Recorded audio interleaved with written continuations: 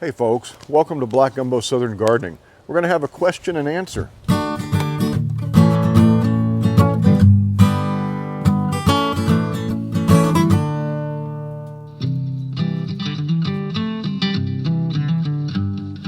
out here on a blustery day in the garden. I've got my questions that I've harvested from the comment section, and these question and answers, if you have a question about gardening in my context, a backyard, a small space like this, raised beds, trees in pots, drop a question down there. I try to answer all the comments. I at least read them all, and sometimes I harvest them, and I put, when something seems to be important and is asked many times, then I'll put those together into a question for the question and answer videos. The first question had to do with my soil sterilization video. This was done quite a while ago. And what I did, I wanted to see if there were methods we could use to sterilize used potting soil. And well, here's the results. This is the control. Nothing was done with this. This is straight used potting soil, and you can see that some significant weeds have started to grow in here. I have some chickweed here. I have whatever this is growing here. And earlier in this, there was some wood sorrel, some real tiny ones in here. This is the soil that we sterilized. And you can see there are no weeds in most of it. This is chickweed. I think that chickweed was blown in by wind. We had so much chickweed here this time of the year, and yeah, I just think it blew in. But otherwise, we don't see any weeds in here. And I think that soil experiment to sterilize this soil was fairly successful, if indeed these were blown in by wind. Over here we have just regular potting mix that was right out of the bag, fresh potting soil. And you can see there's no weeds in there at all. So this stuff, obviously, this is a Kellogg's brand, was sterilized or solarized or whatever, composted properly. But there's our results. The control has weeds. Our sterile soil has no weeds except for what I think is a wind-blown weed. So our sterilization seems to have worked. All right, I got a question from Pearl Salzman. She says, how long can you grow a tree in a pot? And I also got a question from, let's see here, from Jerry Melissa Tennyson. I'm curious as to why you don't plant your fig trees in the ground. You can see behind me I've got quite a few fig trees in pots. And yeah, I like to keep them in pots so I can keep them small, I can keep them portable. I can take them inside if we have a hard freeze, which is what I did with at least one of my fig trees during our hard freeze. But I like them in pots because you can grow them indefinitely here if you prune them and keep them small. And the reason I keep them small is so I can have a lot of different varieties. There are thousands of varieties of figs, and I'm trying to identify some that I like the best. And this one here, it's been grown for several years in this pot, and they'll grow indefinitely. Sometimes you got to take them out and root prune them. And I've got a video on how to do that, but I grow them because I like a lot of them. But I do have one in the ground. Let me show it to you. Here's my fig tree in the ground. This is my Celeste fig tree. And I've had this for many, many years now. I keep it small so that I can pick all the fruit. No sense having a large tree where you're just going to waste all that fruit. It makes it too difficult to care for the tree. This tree is pruned up every year, and it survived the freeze just fine. You can see I've pruned and shaped this tree to be kind of to fan out in all directions. I try to keep that center pretty open, and I get lots and lots of fruit off of this tree. This is, once again, a Celeste, a plain old Celeste, and it's one of my favorites. And I see little figlets coming on here and there. That's encouraging. Our next question comes from John Schroeder. He was watching a video where I was planting things in these big pots. I frequently use these. These are cheap pots you can get at any Home Depot. That's where I buy these. And he asked, hey, do those have drain holes? Yes, all pots when you're working with potted plants need drain holes. But these pots come with a reservoir that goes on the bottom and keeps a little bit of water down there. But you can see these pots have holes in them. You can see the sun shining through there. What happens is these pots drain through that hole into this reservoir, which snaps on the bottom like that, and it reserves a little bit of water down there for the roots in case it gets really hot. So that's just a way to, give you a little bit of peace of mind that your plants aren't going to dry out in a pot. These reservoir pots are actually pretty handy. Okay, next question. Jimmy Wadsworth asks, hey Black Gumbo, a quick question. What about the oak leaves falling in your garden during the season? Should we take those out or should we leave them? Jimmy, I love oak leaves. Let me show you why. Oh man, this wind is crazy today. Check out this stuff. This is mulch that I've made using my oak leaves, and I've mixed it in with grass clippings. And so oak leaves are a wonderful source of free mulch because, well, it takes forever for these to break down. Every year when the oak tree starts to drop its leaves in my front yard, when I mow the grass, I bag it up and I put it in this bin. And the grass tends to compost away. You can see that the grass has turned brown in here, down here at the bottom. And yeah, sometimes you need to replenish this if you're going to use it as mulch by putting fresh grass in here and just mix it up together. It's the grass clippings that are the binder that kind of keeps everything in place. So just about half and half. Normally when I cut the grass, it blends it up and it's ready for use as soon as the grass starts to dry out. I wouldn't put the green grass on your garden beds right away. I'd let it dry out. Makes a better mulch that way. Our next question from Mary Alice Morgan. She says, I'm new to your channel. I noticed that you use cinder blocks around your beds. I have a bunch. I want to use them, but was told they leach poisons in the soil. Do I have any info on that? Yes, these are concrete blocks. Cinder blocks, the old style, they were made with industrial byproducts. Specifically, they were made with fly ash. And if they're made with fly ash, yes, they have toxins in them that can leach out, can be harmful, can be dangerous. But they really haven't made cinder blocks with fly ash in 50 years or so. Occasionally you can go online and find like a manufacturer's statement that says, yeah, we use a little bit of fly ash in these for certain applications. But generally the stuff you're going to buy like at the Home Depot, these are concrete blocks. Completely safe, totally safe. Now if you've got a bunch of them laying around, you might want to know where they came from or how long they've been laying around. If they're, ancient blocks that have been dug up in the yard somewhere, I don't know if I'd use those. But the ones you buy today, these concrete blocks, completely and totally safe. You can read all kinds of university studies online about gardening with concrete blocks. They're actually recommended by many universities that to use these because, well, they don't degrade. These will last, hundreds of years and certainly longer than me. But I've been using these for 7 years in this bed, and it's wonderful. I can come and flame weed in transition periods, and I don't have to worry about burning up my wood borders. They don't rot. You got the holes you can plant in. And that's the next question. Lori McIlrath, I think that's how I pronounce your last name, Lori, but you know who you are. She says, Scott, can you plant things like peppers in the small cinder block holes, or do they need more room? What would I suggest for small holes?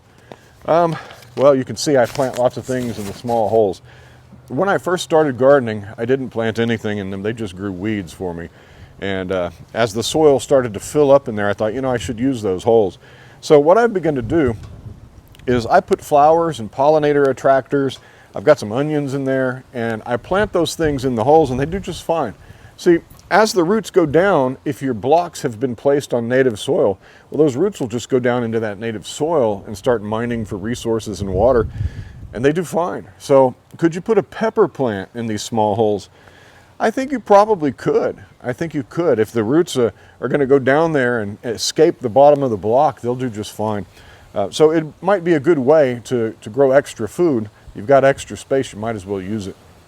I do grow all kinds of flowers in the holes as pollinator attractors. And you can see it's kind of untidy because I just planted these in the last day or so. And haven't swept up that dirt, but yeah, it makes a nice place to put things. There's some onions there. So they're useful space. Okay, our next question comes from Emma Smith. Hey Scott, do you have any advice for those of us fighting ants in our Texas gardens? She just started and trying to keep things organic, and the ants just love the garden as much as she does. Well, yeah, right here are some fire ants, and they've built their nest down in this hole. And they're going about their business doing their thing. And, well, I don't know if those are fire ants or not, but they're ants.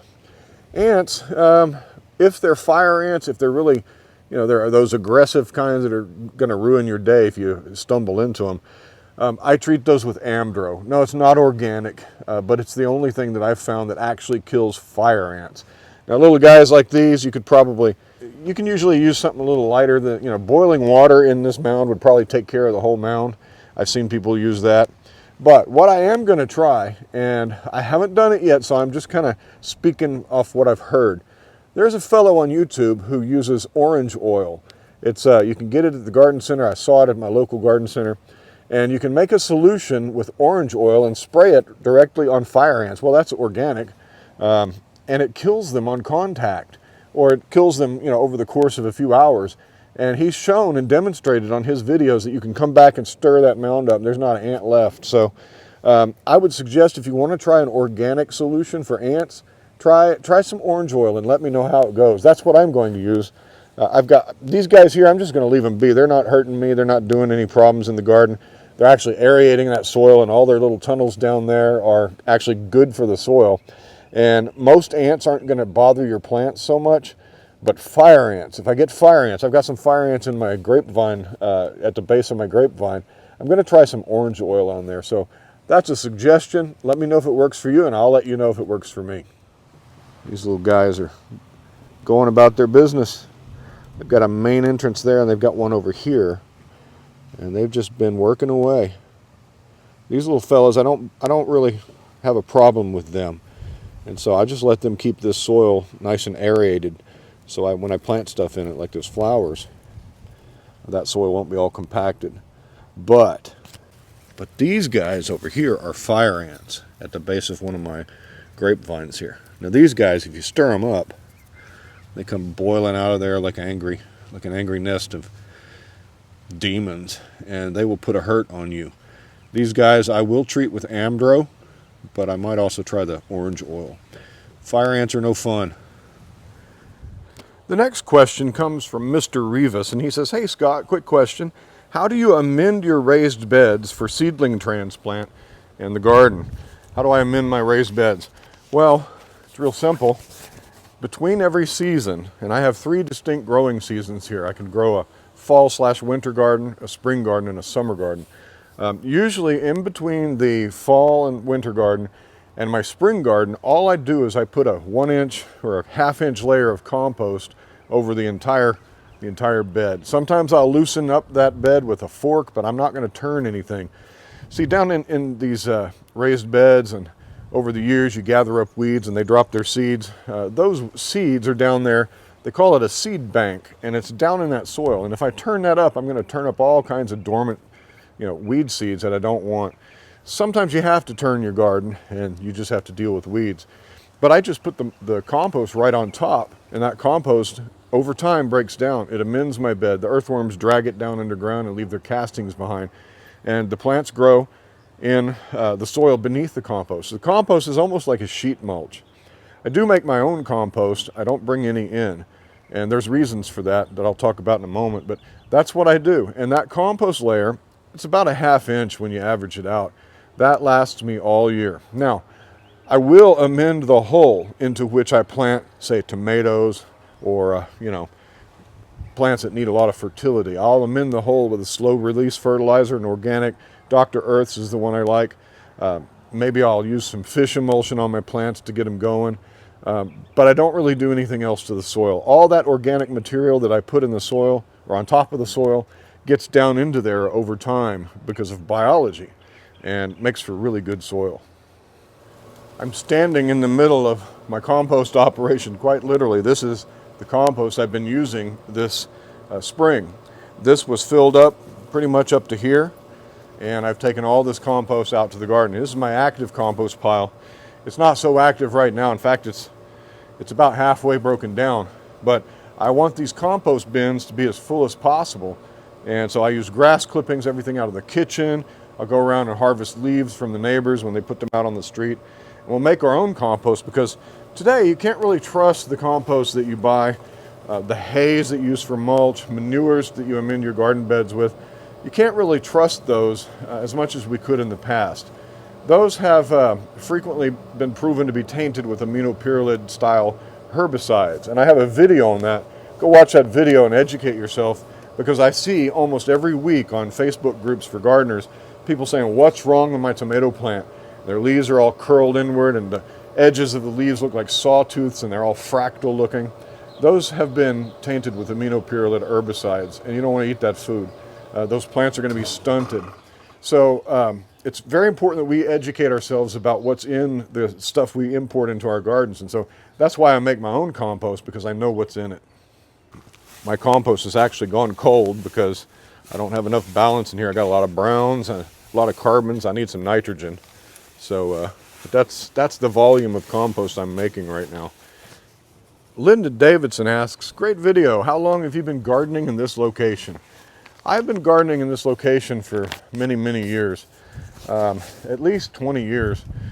But these beds over here, these concrete beds, these have only been in for 7 years. I'm going into my, let's see, my 7th growing year in these beds. And so that soil was brought in from a soil yard, and my son and I put these bricks out, these concrete blocks, put the soil in, and started amending that soil immediately with compost, various organic materials. And over the years, man, we've been growing every season, with the exception of a year or two, we'd skip a season. But yeah, these beds have been here for 7 years. I also grew on the opposite side of my yard. For a majority of my early gardening, it was done right here. I had 3 wooden raised beds here, and I grew my vegetables. Just kind of tinkering around, learning the ropes and learning how to garden, and I grew right here.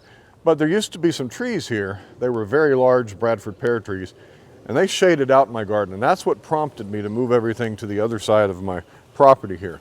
But since we've taken the trees out, now I can reclaim this area. Unfortunately, though, there are lots of heavy roots down in there.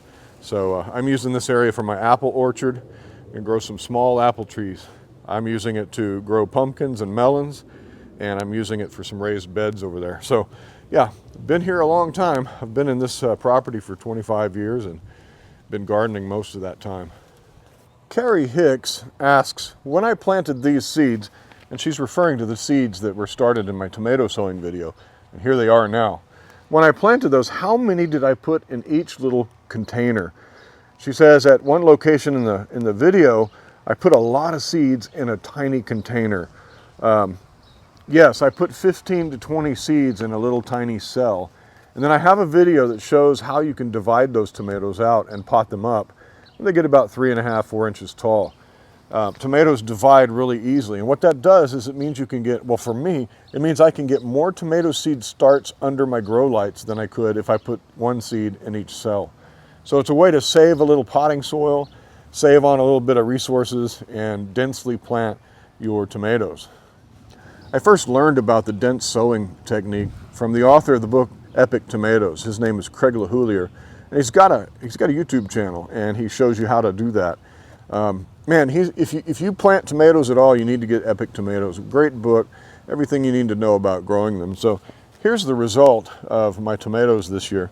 These are some really healthy plants, and they're starting to really grow tall. I'm having to put them up the vine, or put the vine up the string. And I'll have a video coming up on how you do this string trellis method over time. I've already had a couple of them, but we're going to show you how to prune them and keep them growing. And yeah, I'm really excited about my tomatoes. So dense sowing method, it really works well. Here's a real good question from Rosalind Primrose. She says, how do you make compost tea? Compost tea is a fertilizer. It's an organic fertilizer you make yourself. To make compost tea, all you need to do is have some compost on hand. And here I have some compost. This is from my unfinished compost. You can use anything to make compost tea. It doesn't have to be finished compost. Although finished compost might be better, you can use this stuff because you're just going to strain it out anyway. Take your compost, get a bucket of water. Rainwater is the best, but if you don't have rainwater, just use regular water.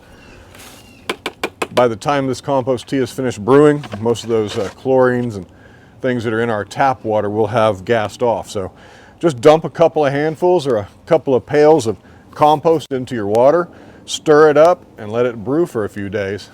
Phoebe's very interested. It must smell good. So what you'll do, leave this out in the sun for a few days. The longer, the better. It's just like making tea. You want to let that brew.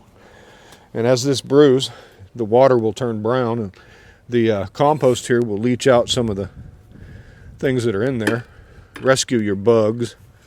So now we'll just let this brew in the sun, and all the nutrition that's in that compost will leach out into the water. A lot of it will leach out into there, and you'll have a very healthy fertilizer, liquid fertilizer, to put on your plants. And you can use it as a foliar feed. You can fertilize the soil with it. It's good stuff. So yeah, there's how you make compost tea. We just have to set this aside and wait. So there we go. Question and answer is in the bag. Thank you for joining me on Black Gumbo Southern Gardening. If you have any specific questions about gardening in the context of what you see here, a raised bed, small space, tiny backyard, I'd be happy to give a crack at answering it. I can't guarantee that I'll always have the answer, but if I do, I'll certainly try to give you a good answer. So, hey, please follow us on Instagram, like us on Facebook, and please subscribe to our channel if you haven't already. It means a lot to us. Happy gardening to you. I'll talk to you next time. Bye-bye.